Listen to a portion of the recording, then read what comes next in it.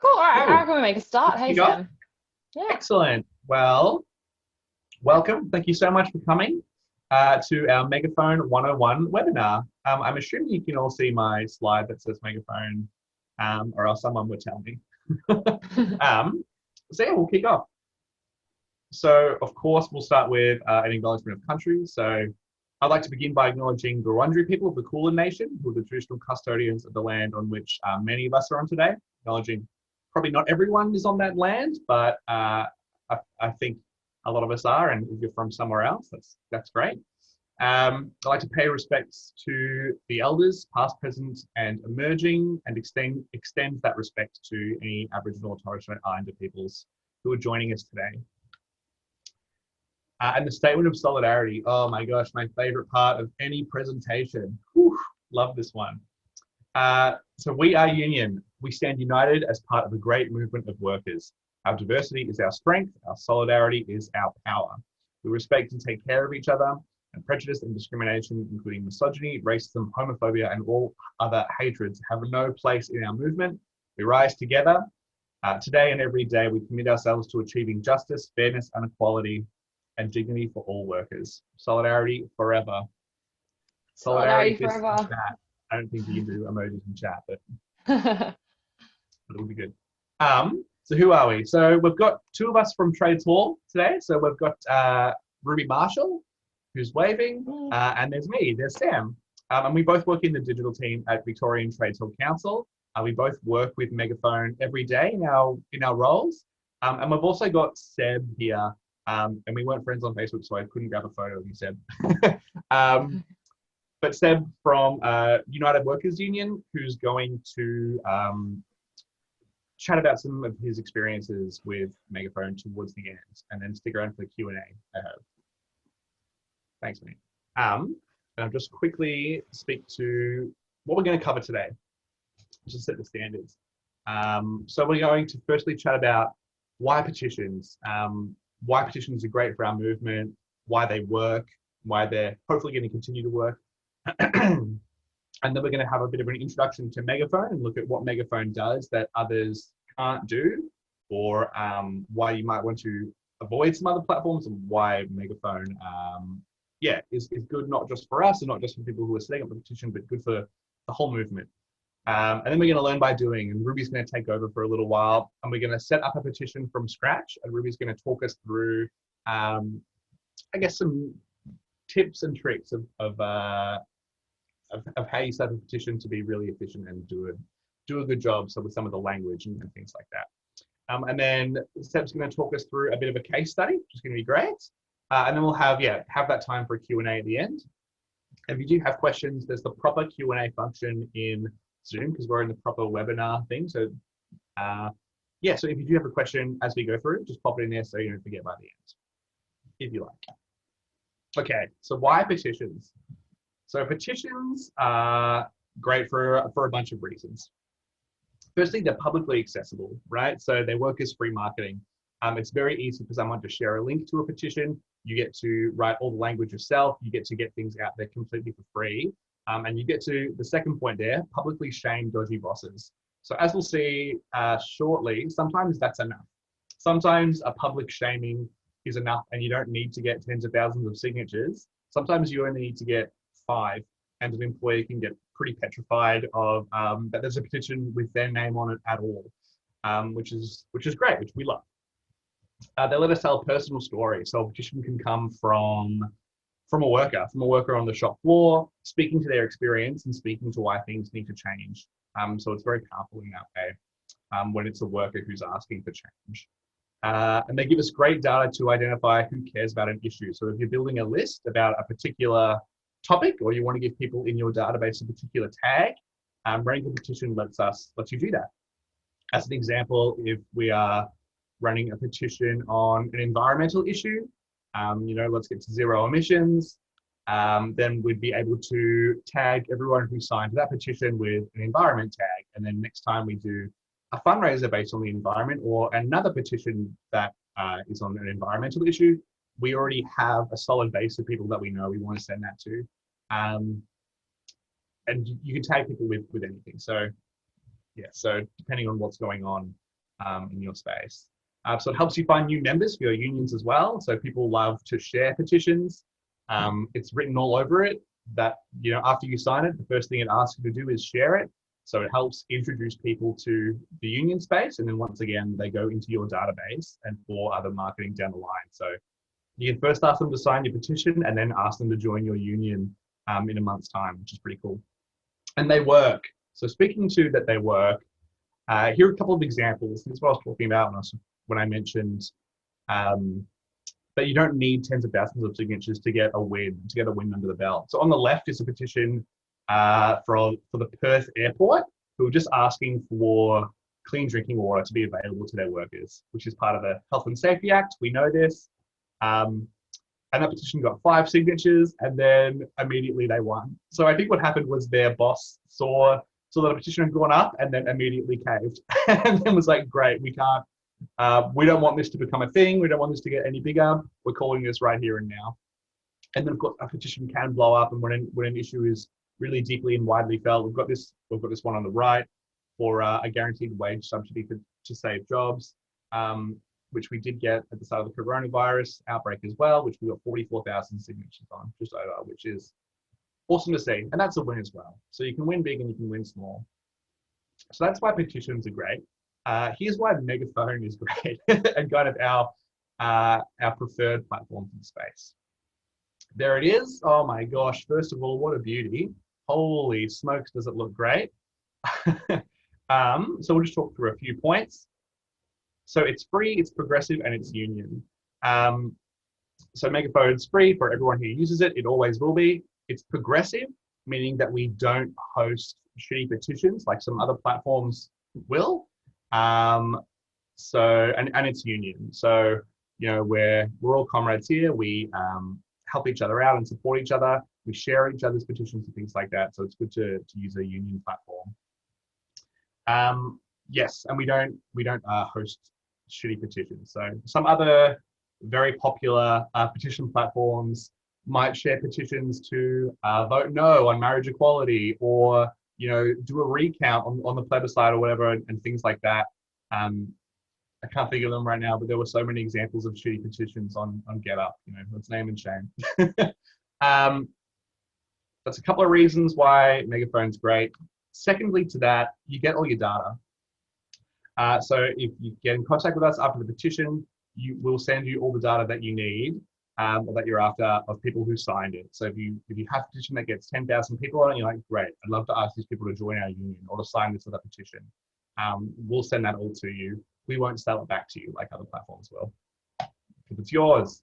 It helps build collective power and solidarity. As I mentioned, it's a union platform. It's good for the union movement, not just for the person who set up the petition. We've got close to 1 million people who have signed petitions in Australia. We're slowly taking it global as well. And the UK, the TUC in the UK have a few 100,000 signatures on petitions that they've created on Megaphone as well, which is awesome to see. The platform's always improving. So Ruby and I are in the team that run the platform. So is Moira Cully, who I'm sure a lot of you know.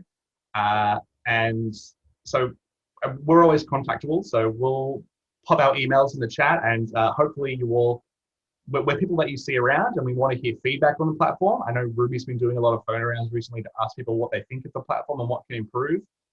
So if there's more features that you want to see in the platform, or things you really don't like about it or want to change or would love to be able to do or have access to, let us know, and we can sort that out for you. You know, that's what we're here to do. Yeah, so finally, yeah, comrades have access to the Megaphone team. That's what I'm talking about there. So we'll pop our emails in the chat, and we want people to get in contact with us and ask for new features or ask for help setting up their petitions and things like that. That's us. So Ruby, I'll pass to you now, mate, and we'll go through setting a petition from scratch. Yep, cool, awesome. So I assume a lot of people here would have created a petition on Megaphone before, but if you haven't, it's super, no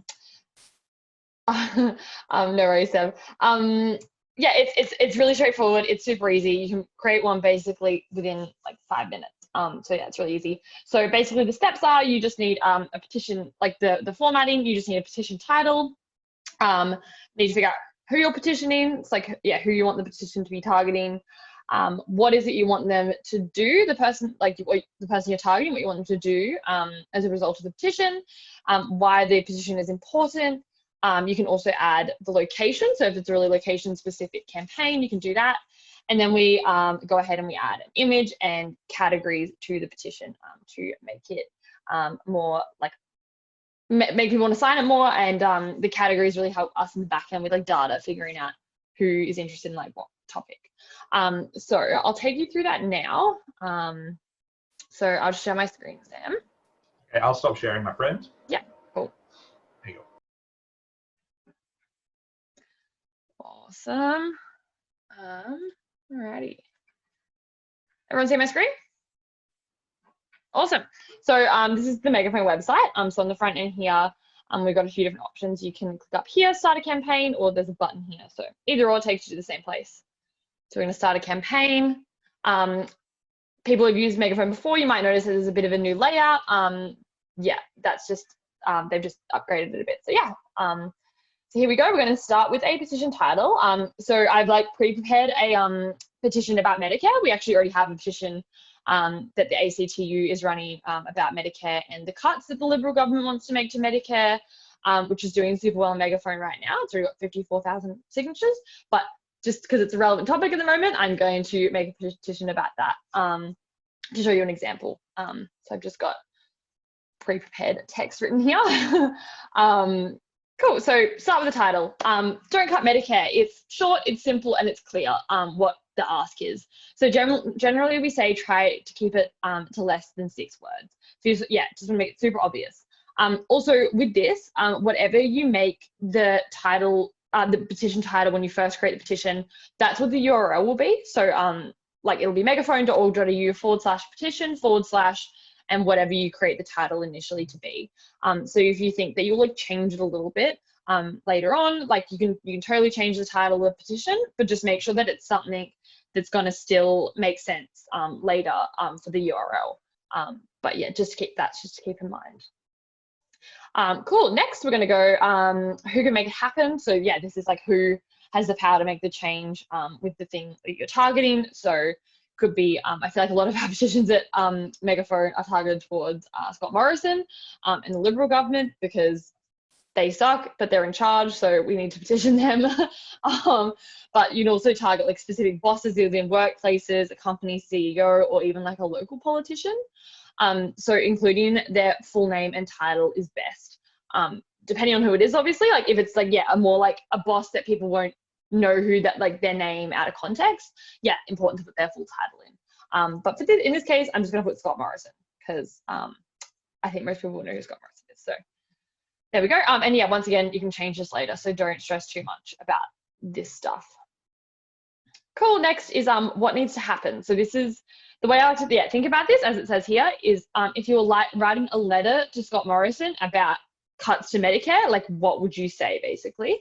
I mean, you want to keep this really short and succinct, so no more than 100 words. We like to keep, yeah, the content of the petition short. Most people are just gonna like see the title of a petition, which is why the title is really important, and be like, cool, that's an issue I care about. And then they'll click on it and they will like read through the info, but you want to make it really short, sharp, and easy for them to read because I feel like humans have very short attention spans these days. So yeah, just really short, clear, and succinct. Something I've written here real quick.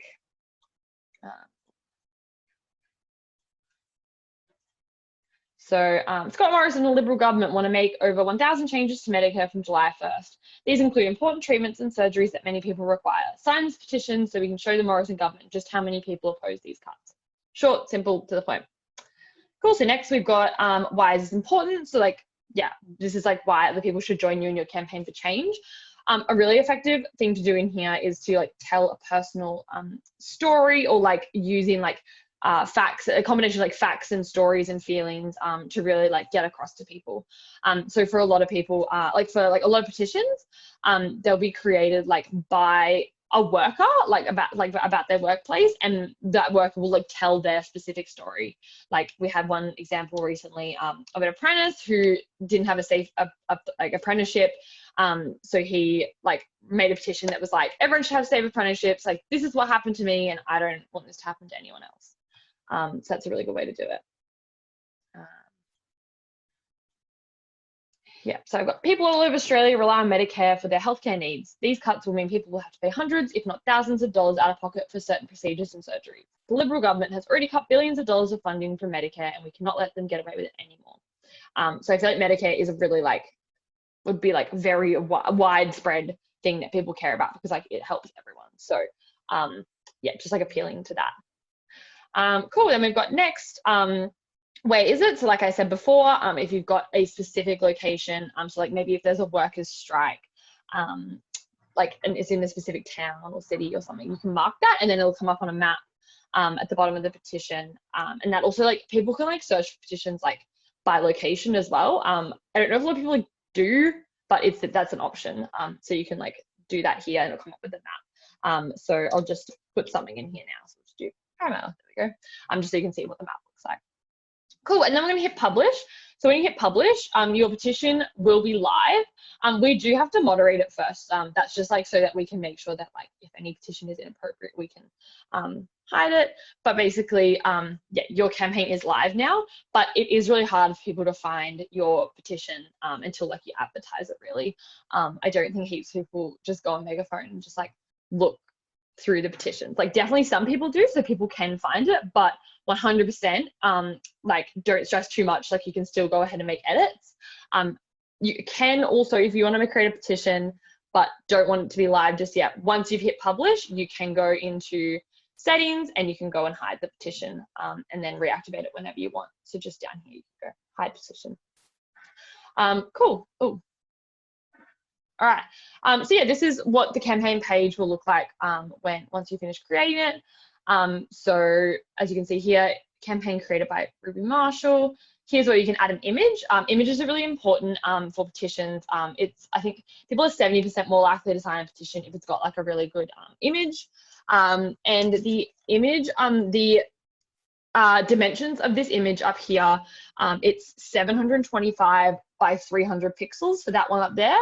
We'll send that information around in an email so that you have it, but just so you know, that's the dimensions for that one there. And then if we scroll down here, see there's the map there showing like where the petition is based. And then here you can set categories. So this is how in the future, like, so we can send out emails about petitions, people's petitions basically. So if we wanted to send this petition out to people who have indicated in the past that they're interested in like health and Medicare things, we can do that by finding anyone who signed a petition that's tagged with this, which is why it's really important to set a category for your petition basically, is so that we can use that information in the future to then send those people things that we think they'll also be interested in, like petition. Cool, so that's done. So yeah, that's the petition page. And then up here, we've got a bunch of different things you can do. You can email people who've signed a petition. You can deliver the petitions. This is where you can like print out your signatures. There's a piece of paper here that you can print out to get like, yeah, in-person paper signatures. You can edit your content here at any time in there. I'll show you this quickly. There's a couple extra things. So yeah, you can edit these at any time, add an image, your text. You can also in here add how you plan to deliver the petition. So for example, if you were to, if you're going to be delivering the petition like at like a rally outside like an MP's office, then you can include that in there if it's relevant. You can also add a URL to your Facebook page and a URL to your external site as well in there. And yeah, you can edit this anytime. We've got some settings in here that you can update. You can invite new admins here, anyone else in your team that needs backend access to the petition. We've got some custom fields here, but I'll talk about more of those later. And then, yeah, you can hide the petition there. Cool, I'll just quickly show you what it looks like. So this is from, I have an admin account for Megaphone, so that's why I can see this little admin button, but I'll just show you what it looks like for people who, if like for everyone else who creates a petition, just so you can see. Can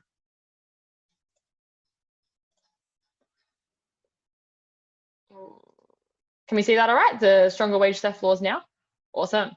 Cool. Yeah. So this is a petition that I've created on just like my personal Megaphone account rather than my like work one. But basically, yeah, this is what you'll see with this black bar at the top. So you can look through there and like that's, yeah, all the edits you can make. Yeah, so that's what it looks like, just so you know. Cool. I think I covered everything there. Oh, and also you can download your data from the front end as well. Like as in like the data for everyone who signed your petition. But that only gives you like certain fields. So if you want more extensive information, you just get in touch with us and we can easily send that over to you.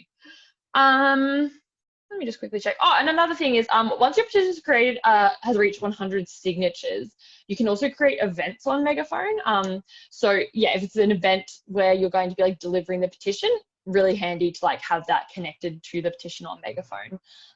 So that's something that if you're interested in doing that and want more info, get in touch and we can help you with that as well. Cool. So now I'll just show you, I'll talk through and show you some of the other like back-end features that Megaphone has to offer that you can't access personally from the front end of your petition, but are things that you can get in touch with us so that you can do different things for your petition. I'm just going to share my screen again. Cool. So this is the petition we just made. So I'm going to go into the admin here and talk you through some things. So I'm just going to go into settings here. So yeah, there's a few things we can do. We can change the name of the petition creator. So I'm sure you all saw on that petition just then, it said like petition created or campaign created by Ruby Marshall, because that's who created it. But if I personally don't want my name on there and I want it to be from Victorian Trades Hall instead, I can do that. So I can do petition, oh, if I can type, Victorian Trade. So that will override the name, and then I'll just hide my profile image as well because it's just like one of those generic cartoon ones. But yeah, that'll override the name so that if you don't want your name personally on it and you want your union or your organization's name on it instead, we can do that. Here, we can add signatures to the petition. So if you get any paper signatures, we can just manually add these here.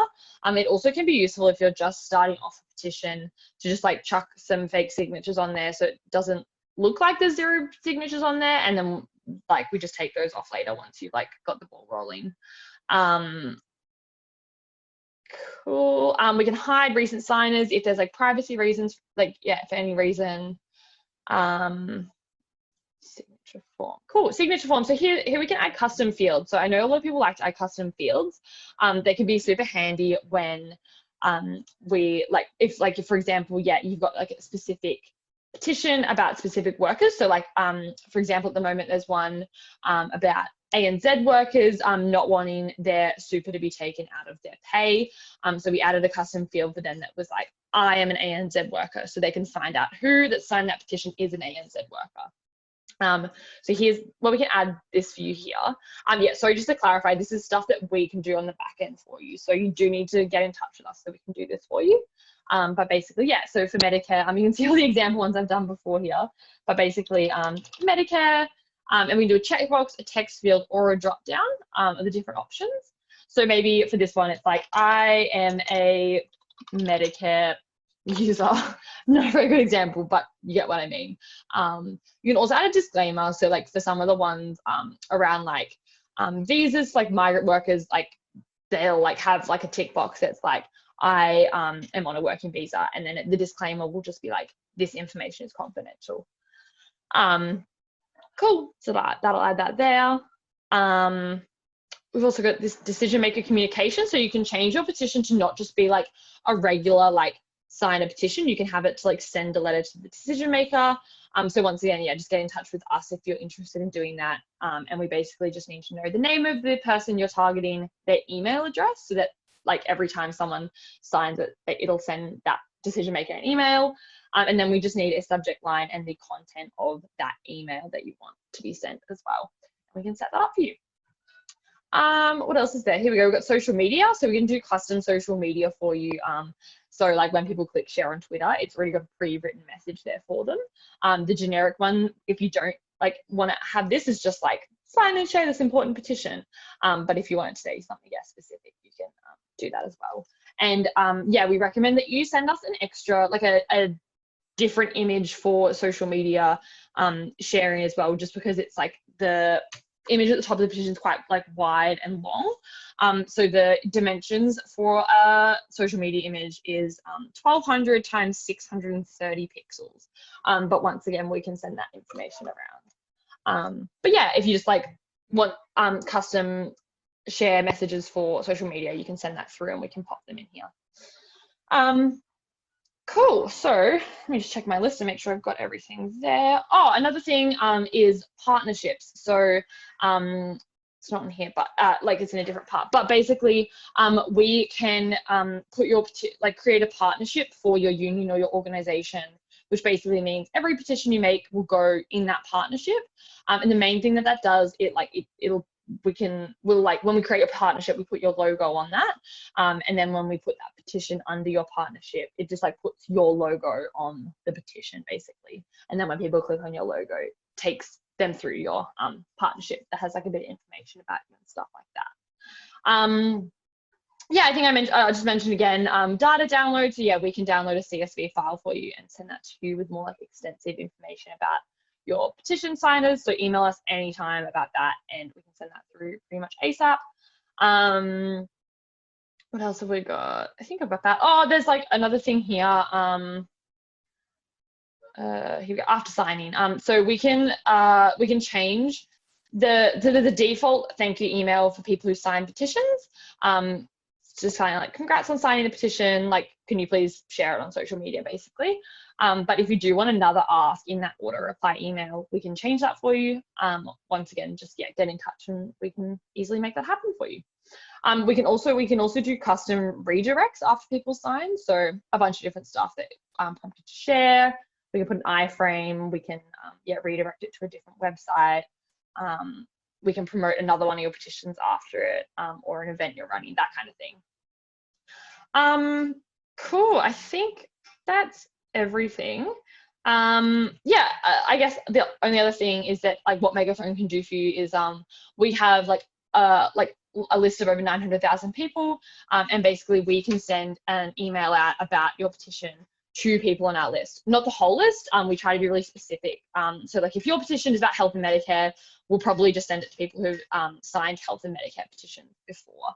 Or if your petition is really like area specific, like a certain like postcode or something, we'll just send it to people on our list that have that postcode. But we're more than happy to do that for people's petitions. And we're also happy to set up and run a fundraiser for you.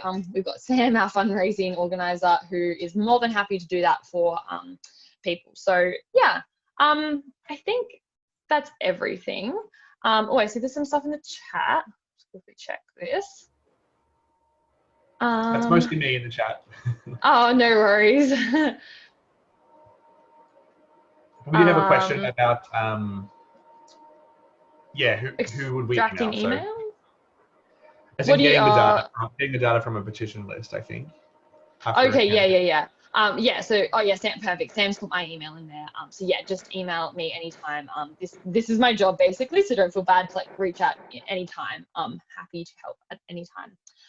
Cool, okay. Sam, do you want to reshare your slides and we'll pass over to Seb? Sure can, mate. Give me a moment to hit the button. Hi everyone, I'm Seb. I'm the comms officer, or one of the comms officers at United Workers Union.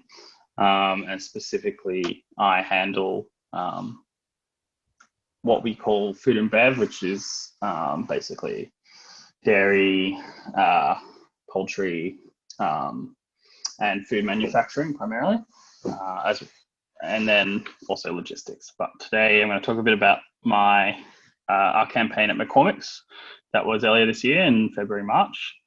And I'm just going to tell you a little bit about how we use and set up petitions, and hopefully there's some tips in there that are useful for you guys and that you can incorporate into your campaigns.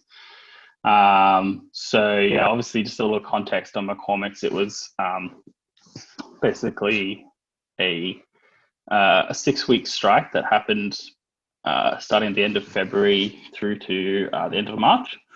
And the workers there had not had a new agreement for 5 years. So they hadn't had a pay rise for those 5 years because the company had been trying to cut all their conditions and refusing to make any changes. And so the workers basically stopped bargaining in order to protect those conditions. But they got to the end of the pandemic and have been working through that whole thing and just were basically sick of it. So they went on strike. So yeah, I guess when we're setting up a petition, we look at like, what's our overall plan and where does that petition fit into that plan? So like for McCormick's, we knew this was going to be like a really long strike. So we had to kind of prepare for a marathon rather than a sprint. And so that meant, you know, we're going to need supporters, and we needed supporters who would be engaged along the whole process. And we wanted those supporters for kind of 2 main reasons. First was just to put external pressure on the company and their clients. And then the second was basically like in the longer term that we were going to need to be able to fundraise. So we also wanted to be able to capitalize on the momentum of the strike. So we knew we had this good campaign moment right at the start where we were going to get a lot of interest and media and all that sort of stuff. And we wanted to be able to channel that into a place that would be useful for us and that would be helpful for the strike. And so that's basically where the petition kind of came in. We knew we could build up a really good list of supporters who had a connection to the campaign, and that we could keep tapping those supporters for future actions going forward. So that's basically kind of, you know, where we situated within the plan. And then the next sort of step was like working out what the message was that we wanted to use for that Megaphone petition. And obviously that features in a broader discussion about what our messaging was for the whole campaign. And basically we wanted to strip it back, like what's the most basic elements of this story, which is, you know, they haven't had a pay rise in 5 years. They they're only fighting for 3% and to retain their conditions. And the company is still refusing to do that and still trying to cut their conditions. And once we kind of established those things, and as well as like trying to find a link that kind of gave everyone a personal connection to these workers, and that in this case was like everyone eats fast food. These are the workers who make the stuff for fast food. So giving people a way of connecting into the campaign as well with something that they were familiar with. So after that, we knew those were the kind of points we wanted to talk about, but we wanted it to come from, you know, we wanted the voice of the members to come through on the petition, and that's the most effective thing, is when you can actually have like real people like coming from, you know, workers union. No one cares as much as if like it actually comes from real people. So, you know, we told the members our plan, like these are the kind of some of the things we want to talk about. What do you want to talk about? And what came through really clearly with those guys was just like through chatting on the phone and meeting up, was that this, like, for them was a fight about respect, and there was a fight that was really connected to the stuff that had happened last year in terms of the pandemic and coming in that whole time whilst people, like, you know, while the bosses sat at home. That's what pushed them over the edge and decided to make them take action. So that would kind of form the messaging of our petition, and that's, you know, then we were able to write that petition and have it, you know, come from, like, use the words that the delegates and members use themselves to be able to actually kind of make it a more enticing and powerful petition. So then we would write the petition and then to double check it with the delegates and members to make sure they're happy with it, and then, you know, ask trades to set it up so that it would come from those guys. It's in, like, it would come from McCormick's employees, and obviously it's better if you can, like, nail it down to a couple of, like, to a member or a couple of members. But they were really scared in this case of putting their name on the petition and the backlash they get. Then the next is getting a good photo. So we like to always, like, try to get a good group photo to give that, again, like, try and build that connection to the campaign for people. I probably would have done a different photo in retrospect for McCormick's, but because it's kind of the one with all these nuggets in it. But at the time, nuggets was what was getting us a lot of attention, so we stuck with that. Kind of leaned into that. And then we had to choose a target. So like, I think with petitions, like, so obviously there's times where you can petition straight to the boss or straight to the decision maker, and that's good. But sometimes what we like to think about is like who can put external pressure. So like instead of like going after the local management, for example, in this case, we were like, who can we cause a problem for? Who's above them? That can be like, what sort of shit show is going on here? Like, you guys need to get this sorted out. So that's why we ended up targeting like the Asia Pacific president, and made sure he got forwarded all the emails. So like set it up so it's a letter to the decision maker, so that all those emails were coming into him, and pissing him off, hopefully. And you know, one of the other things we did consider there was like, should we go after like McDonald's or like one of the smaller clients so that they can then put pressure on them? But we decided they're probably a bit too big to really affect. And then we decided to launch. We set it up so we launched it right at the start of the campaign, because that's when we had the most interest, and that's where we could start really collecting those supporters. Then to promote it, besides obviously, you know, we're pushing out on Facebook and all that sort of stuff. The other things we do is like doing a segmented lists for emails. So for us, and one of the things that the workers felt was that this is a campaign that kind of reflected a problem across the industry and generally across Australia, but particularly in food, because so many employers like made all this money during the pandemic selling all this extra food and stuff, like Coles and Woolies and all the food manufacturers. And then at the end of the pandemic, when it came time to pay their workers, they basically turned around and, you know, said, oh, we have no money, like the pandemic means we're so poor, blah, blah, blah. But all the workers were there working, you know, extra time the whole time to turn out all the extra products, so they know that's not true. So we'd basically do like a food workers list, and we'd make sure we connected into that industry message, and then, you know, do a more general message for the other one. And we do emails and texts to like supporters for similar campaigns. So this is a strike petition, so we know we have our list of people who have signed strike petitions before, and we, you know, target them and connect it to be like, these guys are like, we know we could do a kind of a more aggressive message when it's somebody who has been like signed a lot of strike petitions, for example.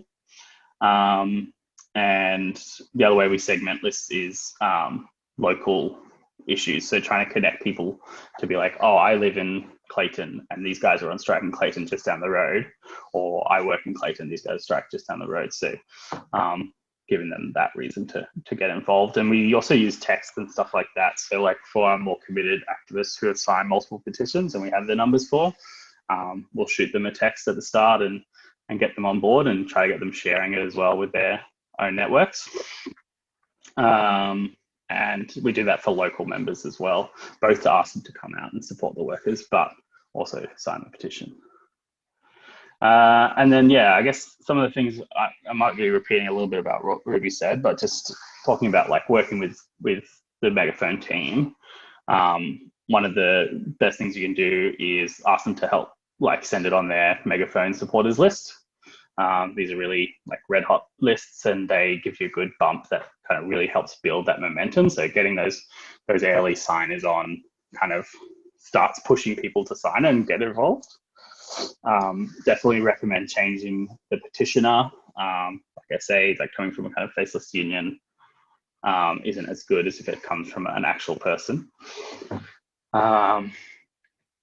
In terms of adding like more questions, like one of the things we try to do, like one of the things we did in McCormick's was we put in like all the fast food places so people could tick box like, oh, I'm a McDonald's customer, I'm a Hungry Jack's customer, and then we could use those stats to like when we write to the companies being like, you know, we have 5,000 people here saying that they want you to fix this, and they're McDonald's customers or whatever. So that's something useful, a way to think about it.